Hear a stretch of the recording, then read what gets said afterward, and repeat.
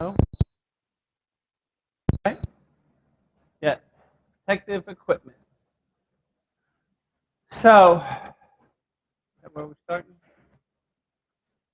Yeah. Come on, machine. Protective equipment. Yeah, commercial equipment, all right, bought from a sporting goods. So if you like go to Dick's Sporting Goods, go to Academy, commercial is going to be something that is just off the shelf.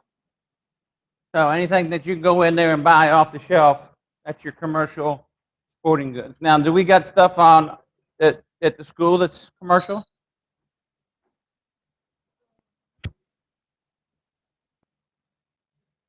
We do? What? Do we have stuff at the school that's commercial sporting goods? No, not at all. You can't buy those baseball bats that they have here. You can't buy them right, over it. Might be, but still, you can buy them, and schools buy them. What about the shoes? Can you buy these same shoes our guys wear?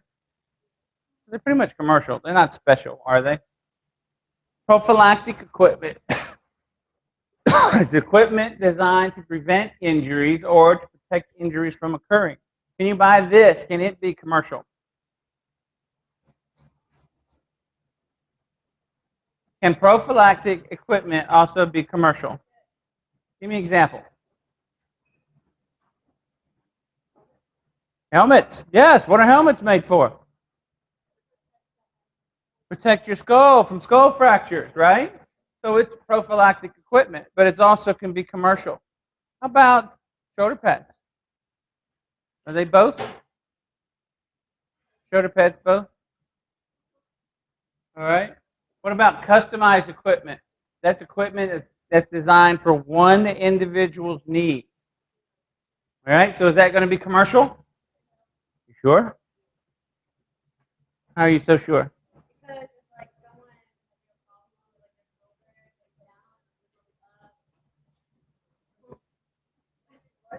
I tried to be smart, it didn't work. For one person. If I'm going to open up a store and just, okay, here's just for her and only her. Shoe sizes, only for her. As a matter of fact, they only have her orthotics in them. So if you wore them, one, they wouldn't fit, and two, they would hurt. So, you're not going to buy those. How about, can customized equipment also be prophylactic? Yes. You say yes? Give me an example. Knee brace. All right. Be more specific. Be more specific.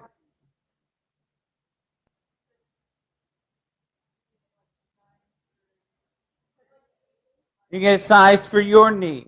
Yeah, they do that. They go and they'll take her over here, wake her up, take her to the doctor, and then they'll measure her knee 6 inches above, find out how big her quad is. They'll measure it right at her patella. They'll measure that at her calf, and they'll take that off, put it in the computer. The computer will make a knee brace just for that one. And that is also going to protect from injury, but it's customized. So prophylactic can be either, but commercial can't be custom, and custom can't be commercial. All right? But you can find commercial or prophylactic either in the store or it to be customized. All right, helmets. Where do we need helmets? Everywhere? Come on now. Do you really need them to ride a bike? Really? Seriously? I mean, when I was a kid, I bet even when even when Coach was a kid, did you ride a bike with a helmet? No, no, we didn't do that. We skateboard with a helmet? No, we didn't do that. Oh, we didn't even do that. So helmets, football, baseball, hockey. Did you know that in hockey they used to never wear helmets? In ice hockey, that little black puck cruising along 70 miles an hour, hit you in the head. You was boom down for the count. Goalies used to never wear face masks in hockey. All right, so one of the first was Jerry Cheater, and he played for the Bruins. And whenever his hockey mask that looked like, in that movie Friday the 13th was just that little white hockey mask, whenever a puck would glance off his mask, he would get little pieces of black tape and put like stitches on his mask, where he would have gotten stitches from that puck.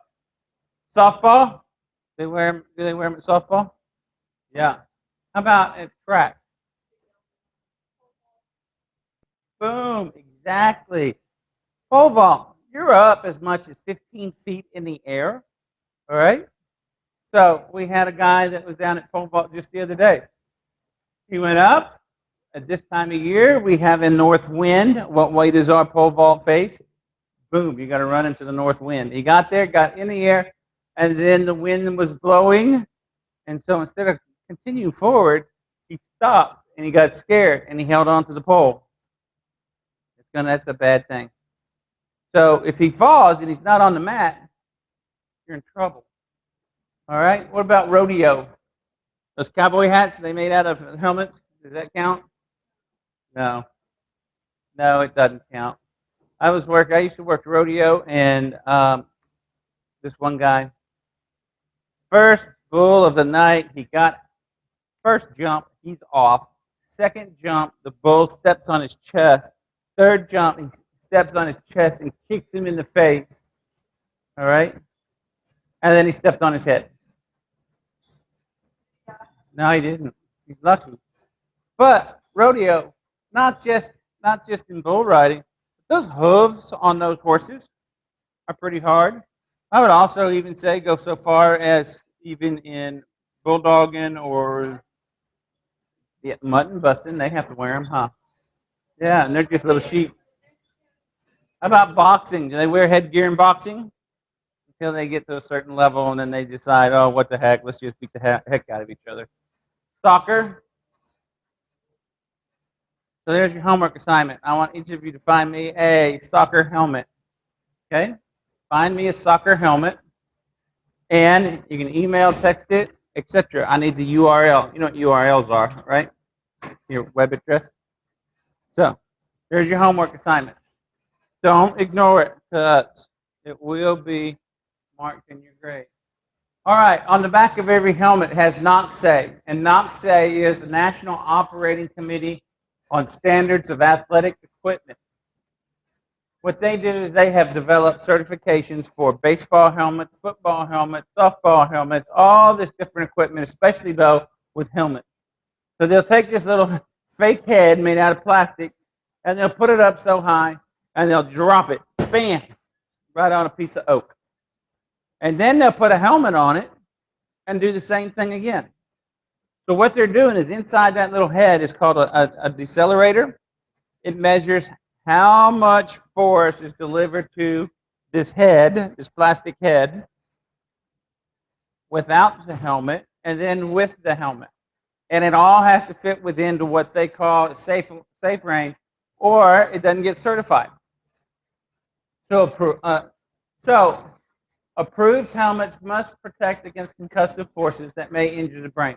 But we know now that you can't protect against concussive forces. All right? Not entirely. So what helmet is there that can protect against concussion? Exactly. Because there's so many different ways that concussion can happen. And what we know now is that a lot of times if you're moving and then you stop immediately. But what happens to the brain? It keeps moving. You're right. So if you're driving in a car, right? I want you to toss up a tennis ball. You don't necessarily have to do this. But if you toss the tennis ball up and whoever's driving, because you don't want to do this when you're driving, hits the brakes real hard, what happens to the tennis ball? Is it going to come down in your hand? No, it keeps going forward. It's got no, it's already got the energy. So it's already got the motion to go forward. And we know something in motion stays in motion unless acted upon by another force. And that force is going to be, boom, the front or the back or the side of your brain or of your skull. And that's going to stop it whether you got a helmet on or not. It doesn't matter. Concussions usually occur from a collision from another player or the turf. How does it happen from the turf? How do you get concussion off of the turf? Huh? What do you do? Pick the turf up and slap you around? You fall?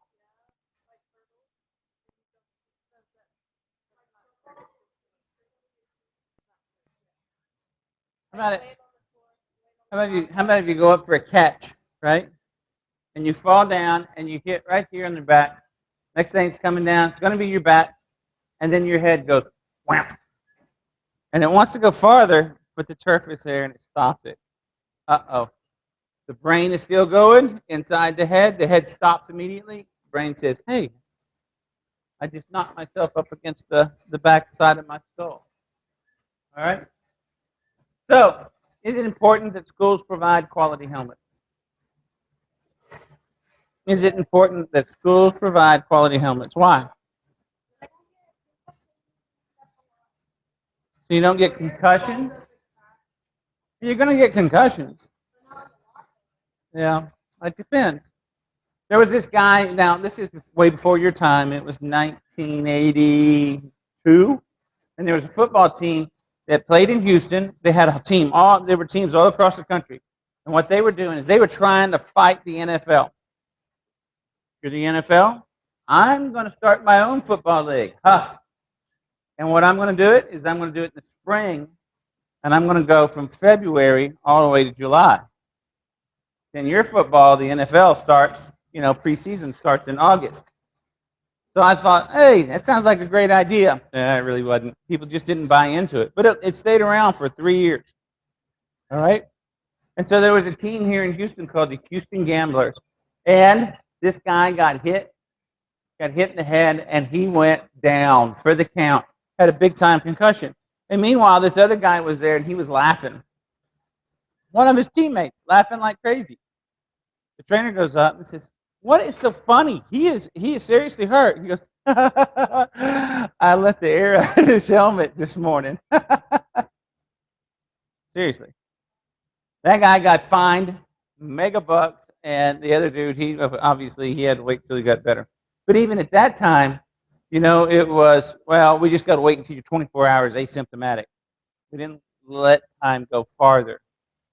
And so it was, you're 24 hours, you can go to practice, all right, but you can't hit. It was close to what we do now, but not quite, all right? It wasn't near as involved. But I'm sure that he got to play again. So what do we do with our football helmets?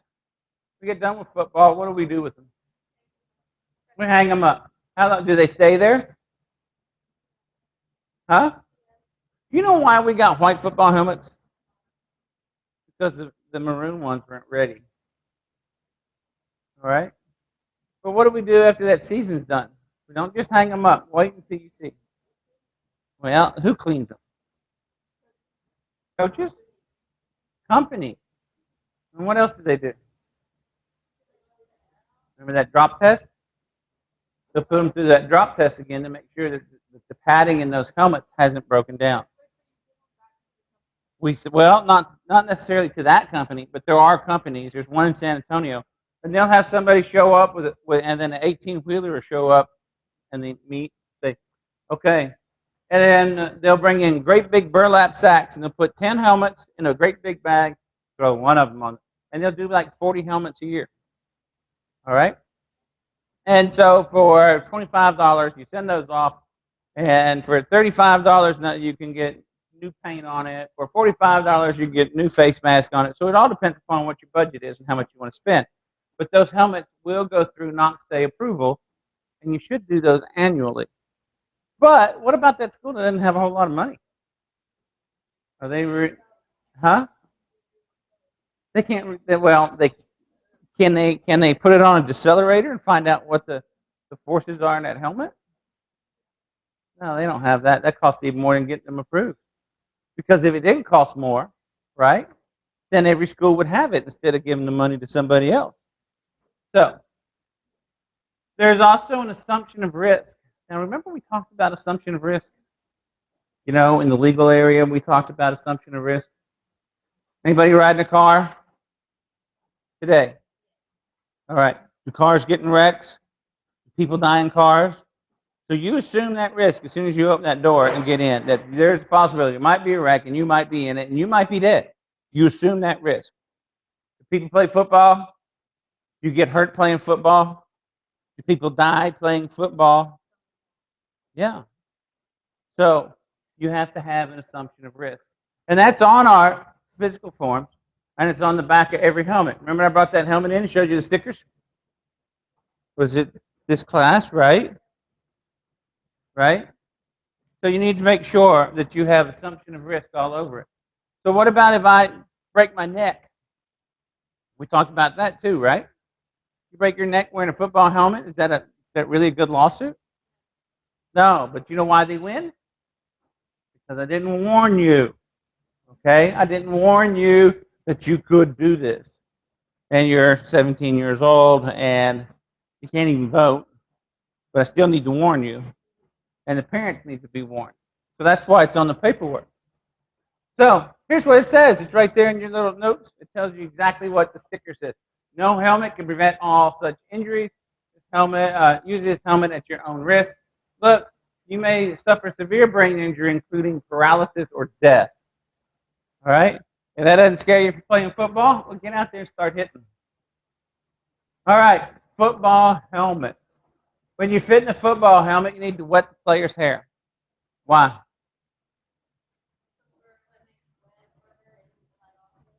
Excuse me? Wet. Yeah, when they sweat, their hair's wet.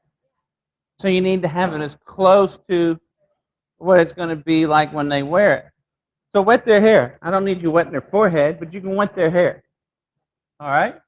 So two, you follow the manufacturer's guidelines. Now, a football helmet doesn't come with this that says, hey, this is how you, or even if it did, you really think that coaches are going to read it. All right? But you can go online and get educated about how to fit a football helmet. All right? Football helmets are not made to fit like baseball caps. They're not going to be nice and comfortable. They're going to be tight. All right? They actually might give you a headache for a week or two until they get broken into your head. That padding in there will push away a little bit, and you'll get used to it. Call the manufacturer to get a video and routinely check for fit every week at a certain time, whether it's Monday or whether it's Wednesday. Wednesday would be a great day. Check your helmet to see if they've loosened up, if there's been any air that's been pushed out. See if there's any air that needs to be put back in it to where it fits better. All right? And a change in altitude will change the fit of the helmet. Why is that? I know I talked about this with the class. Which class was it? Was it your class? They're already here?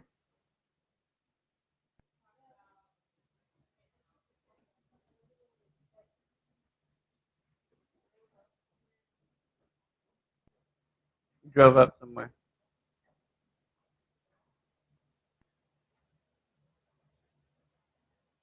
You're lost. No. Huh?